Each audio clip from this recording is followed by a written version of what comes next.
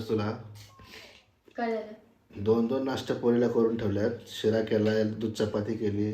तर शिरा आहे ना 8 वाजताचा आहे नाश्ता, त्याने खाल्ला नाही. मग आता तिला शाळेत जायचंय, मग काहीतरी नको चालू न्यायला.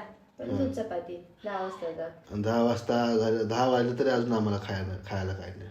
तिथे ठेवलं की करून चहा चपाती खा की. चहा चपाती मग तिला शिरा दूध चपाती आणि आम्हाला चहा चपाती. मग तुम्हाला काय आवडतं ना चहा चपाती? पोहे आवडतात मला. पोहे हम्म. पोहे काय सारखं सारखं पोहे चहा चपाती केली खायची ती चहा चपाती. पोहे कुठनं करायचं?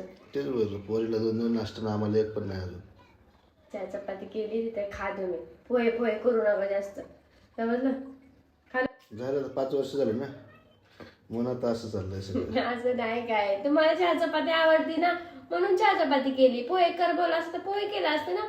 नवीन नवीन लगेच माणसाचे पोहे काय, शिरा काय, हे काय, ते काय. मग खाईल शिरा. नको म्हणशील तुला.